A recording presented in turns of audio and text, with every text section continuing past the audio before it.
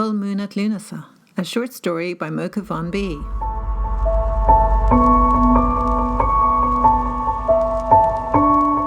August 1995, full moon. Kit! Before his voice drifted away, I saw him, damp, shivering, trapped. Tully! I threw aside the rug, sat up on the couch and rubbed the sleep from my eyes. 03:17, Felice and Spike sprawled in front of the TV, still awake, though worse for wear. Where's Tully? Felice shrugged, not taking her eyes off the screen. He went to crash out, Spike said. Hours ago, after you fell asleep. We have to find him. I stood up and pushed my feet into my runners. We try not to sleep when we're all together, because it's a waste of the month we've left before the summer ends, but Tully and I had broken the unwritten rules. Leave him alone, Felice said. You're always running around after him. Ignoring the reproach, I picked my way through the debris of popcorn kernels and empty beer cans. Neither of them stirred as I raced across the hall, upstairs to the small guest bedroom, expecting him to be there. But he wasn't. The bed was pristine, floral covers untouched, exactly the way the cleaner left them on Monday. He must have gone to the large guest room, the one with the ensuite bathroom. Out of character, but perhaps he hoped I'd join him there. With a smile, I turned the handle. Moonlight streamed in through a pair of French windows, casting the empty room in an eerie light. Twin beds sterile and discreetly apart, shadows in unexpected places. Outside, under the full moon, the lush Irish countryside stretched around us, nothing but fields of sheep and cattle, a wide river at one end and an ancient burial site at the other. The silence scared me. Anything could be out there, and you'd never know. I ran on to Felice's room, the door left ajar, floor strewn with jeans and black underwear, duvet in an untidy heap on the bed. Tully would hate this mess.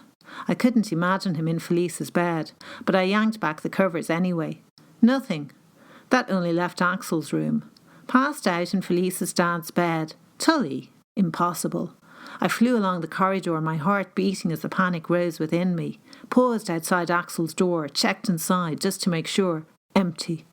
Even the air was undisturbed. Nobody had been in here for days.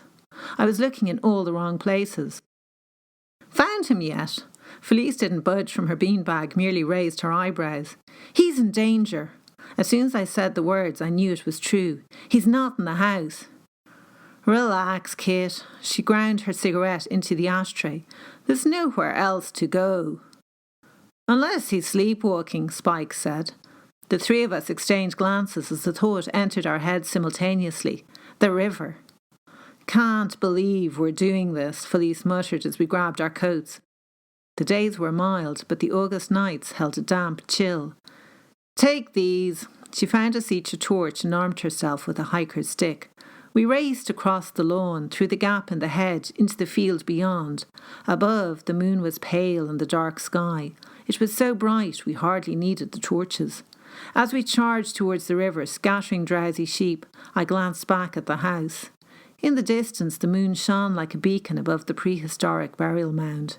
Tully was dying, damp and chilled through, croaking out my name with his last breath. Kit! But he wasn't drowning. No, Tully was buried alive. That was where I'd find him.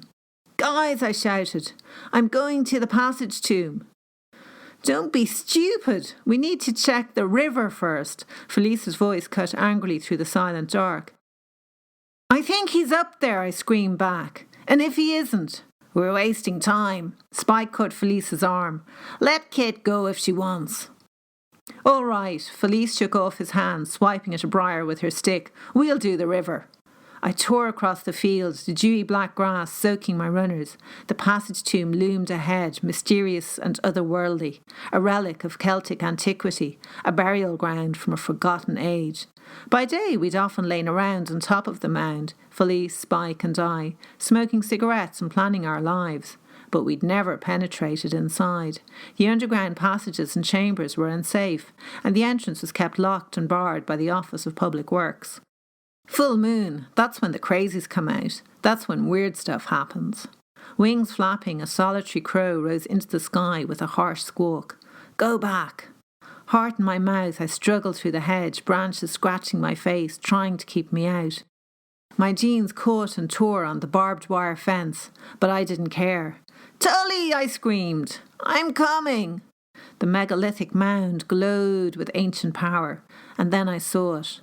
Under a solitary hawthorn, skeletal in the moonlight, a jagged opening gaped at me. A second entrance. It didn't exist. Rationally, I knew that, but I clamped the torch between my teeth and, half crawling, half wriggling, crept inside the cavity. The darkness was poised, waiting with intent, ancient and weary. It called me and I couldn't resist. Fear is hot, it warms you, but I was cold, numb. I no longer knew what I was doing, why I was crawling, where I was going. Underground, the mound expanded into a mountain. Time ceased to exist. Random memories floated through my mind. What brings me joy?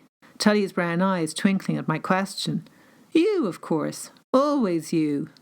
Felice called me soft, but she didn't understand. Tully was way more enthusiastic than me, but I needed that enthusiasm. With his hand in mine, it felt like the world would be okay, and that was why I had to find him.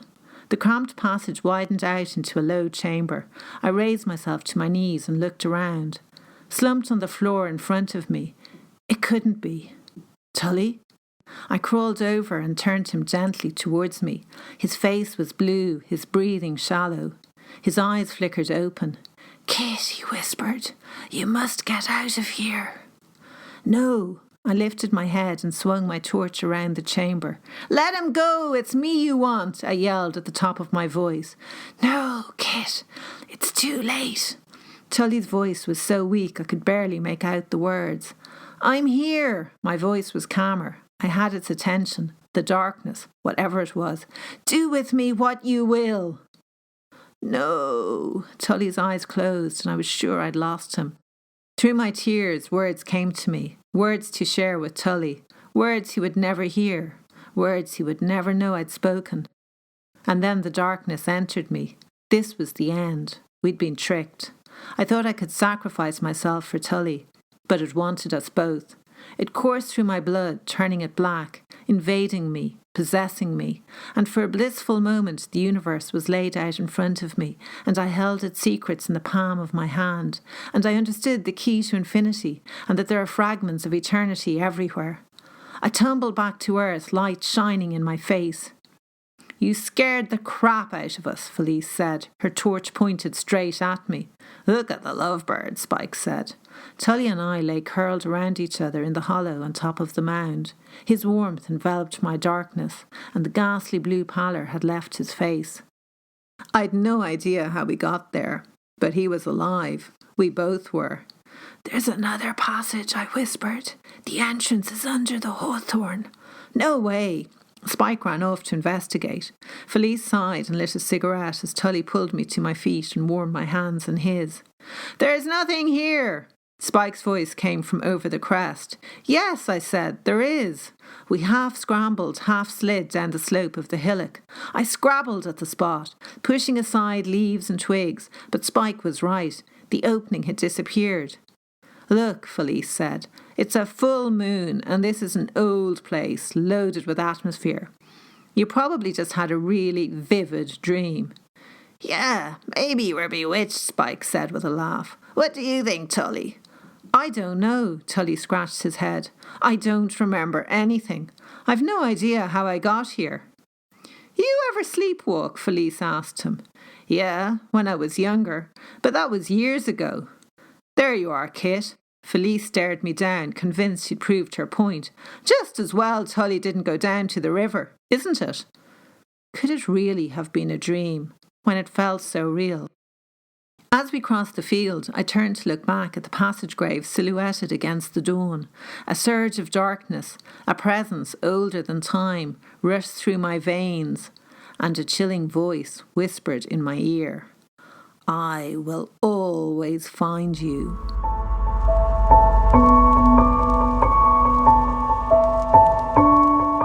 Thank you so much for listening, and I hope you enjoyed the story. This short story, with some changes, ended up becoming a key scene in my audiobook novella, Kit Tully, which also has a Celtic undertone and is now complete. At the time, it was still a work in progress. If you'd like to listen to Kit Tully, the link is in the description. Thanks again.